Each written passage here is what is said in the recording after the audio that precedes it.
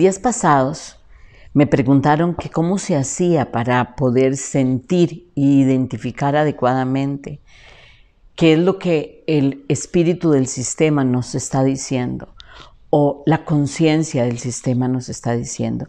Es importante que ustedes comprendan que aún para hacer los ejercicios es necesario aprender a observar qué está pasando dentro de mí.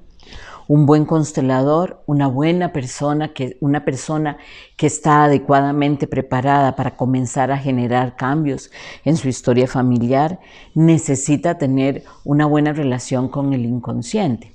Acuérdense que esta es la mente, este es el inconsciente, que forma parte de la mente, y este es el subconsciente. El subconsciente es aquel que tiene las funciones físicas. El inconsciente es el que contiene el subconsciente y tiene toda la información sobre nosotros.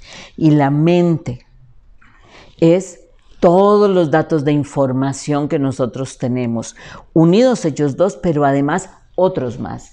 Cada uno de ellos tiene una mayor mente, una gran mente que nos contiene a todos nosotros, un gran inconsciente que nos contiene a todos nosotros, como decía Jung, y un gran subconsciente que nos mantiene a todos nosotros. ¿Por qué también un gran subconsciente? El subconsciente, como les decía, se encarga de las funciones fisiológicas, pero pensemos que tenemos una nube como la de Internet. En esa nube como la de Internet tenemos datos de información y dice que cada 18 segundos podemos hacer que nuestro corazón se contraiga y se expanda. Esa información está en el subconsciente, pero también está en el subconsciente grupal. Por eso todos nuestros corazones laten de esa manera. También está en el subconsciente grupal la cantidad de hojas y los ciclos en los que se siembran, la cantidad de hojas que tienen los árboles. Cuando nosotros vemos un campo de energía manifestado, nuestro cerebro, nuestra mente, acomoda esta información y dice tal cantidad de moléculas en movimiento en esta frecuencia, dentro de este rango es un árbol y manda esa información al cerebro del cuerpo físico, el cerebro a nuestros ojos y nosotros identificamos perfectamente lo que acabamos de ver.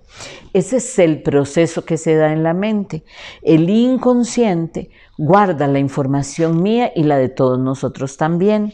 Acordémonos que Jung es el que habla sobre el inconsciente colectivo.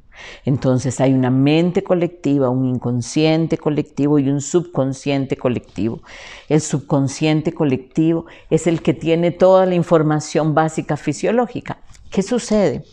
También tiene la información que tiene una respuesta fisiológica, pero que no es necesariamente tan física. La respuesta fisiológica que está en el inconsciente colectivo es que si yo toco una llama de fuego, me voy a quemar el dedo y que mi reacción va a ser quitar el dedo. Esa información está en el inconsciente colectivo. Esa información pasa a mi inconsciente individual. Y entonces yo toco una llama, se me quema el dedo y quito el dedo. Y lo que estoy haciendo ahí es reafirmar la información. Esta reafirmación de información es interesante porque si ustedes se chupan la punta del dedo y tocan una llama o una vela, se van a dar cuenta que pueden aguantar más tiempo ahí. De hecho, si ustedes hicieran un proceso mental donde ustedes pusieran su dedito ahí, podrían inclusive no quemarse, que es un poco lo que hacen los kahuna de Hawái que caminan por lava caliente. Hay una predisposición, una educación nueva, se metió un nuevo programa al subconsciente y al inconsciente. Y esto que tiene que ver con constelaciones, todo. Porque hay una red que le vamos a llamar en el En el lenguaje de Hellinger se llama el cielo y el infierno. Cuando hablamos del cielo, estamos hablando, o Hellinger habla del cielo, está hablando de la red de creencias que sostiene un núcleo familiar. Cuando se habla de la tierra, se está hablando de la red de creencias que mantiene ese sistema familiar funcionando. Hay una red invisible y hay una red visible. La invisible es la que dejan los padres, los abuelos, los bisabuelos, los tatarabuelos, y que van pasando de generación en generación, a veces sin ni siquiera hablar. Por ejemplo, mis hermanas y yo guardamos la plata en sobres, igual que mi madre. Y seguramente a mi madre le enseñó papá, mi padre era contador, entonces él era ordenado, pero era muy interesante ver cómo ninguna de nosotros, nadie nos dijo que había que guardar la plata en sobrecitos con su nombre afuera. Nadie nos dijo eso. Sin embargo, esa es una información que pasó al sistema. Y nosotros lo aprendimos por dos razones. La primera, por la necesidad de vinculación. Eso es muy importante, la necesidad de vinculación. Porque acuérdense que hay 3 reglas básicas, la de vinculación, la de orden y el equilibrio entre el dar y el recibir. Y vamos a ir poniendo ejemplos de esto. Entonces, esta necesidad de vinculación hace que yo coja costumbres de mis padres y los aplique en mi vida para poder seguir viviendo. El tema no es ese.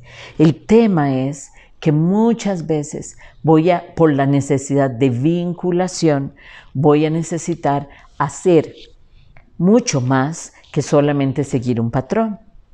Entonces, 2 elementos. El primero, ¿cómo conozco la información que me está dando el sistema a través de la conciencia? Les decía al principio que eso se requiere aprender a observar lo que pasa con mi cuerpo. Comencemos con cosas muy pequeñas, con cosas como mi nombre es Marieta. Y entonces yo tengo que poner atención a alguna parte de mi cuerpo que tenga una respuesta. La normal, la que casi todos los seres humanos tenemos, es que sentimos que el corazón se nos expande cuando es un sí y cuando es un no se nos contrae. Pueden hacer un ejemplo de esto o una práctica, y es que ustedes pueden sentir con su manita, se tocan estas puntitas de los dedos, se ponen la manita aquí y ustedes pueden decir amor, amor, amor, y van a sentir donde esto se expande. Y después dicen miedo, contracción, y van a ver una respuesta física.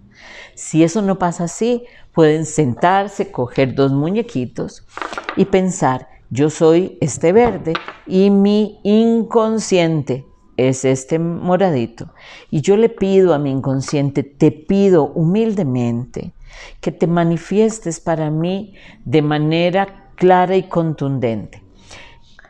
Aquellas cosas que son sí, que yo sienta un movimiento en mi mano derecha o en uno de mis dedos de la mano derecha.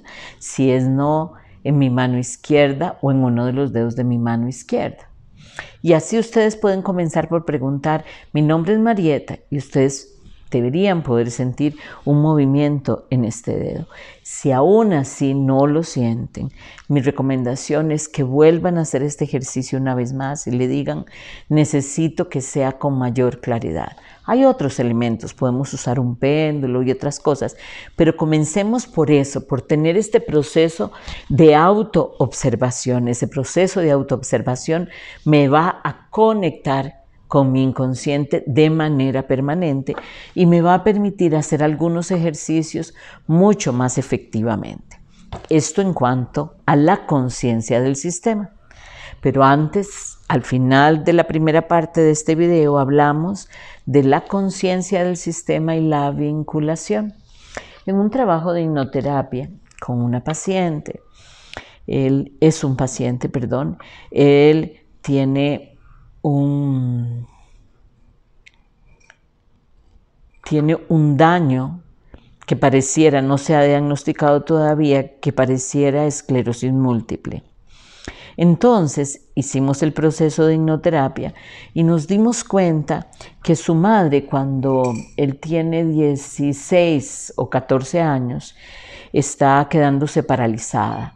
Ella tiene un desorden y la quieren operar de la columna vertebral y entonces su columna, en lugar de mejorar, empeora. ¿Qué sucede con esto? En el proceso de hipnoterapia fuimos hacia atrás y lo que encontramos es que en algún momento de los 16 años, él viene y piensa, ni siquiera se lo dice a la madre, él piensa, yo tomo esto por ti, mamá. Si yo pudiera, yo estaría enfermo por ti, mamá. Mamá, yo quiero estar enfermo en lugar tuyo. Este deseo del corazón del hijo, que es por la vinculación, se hace desde el amor del hijo y desde el miedo. Y aquí van a aparecer dos elementos que son muy importantes. Les vamos a llamar la culpa y el miedo. Y o la inocencia. Déjenme ver si tengo otro, si no contamos este. La inocencia o la culpa. ¿Ok? Entonces, ¿qué sucede?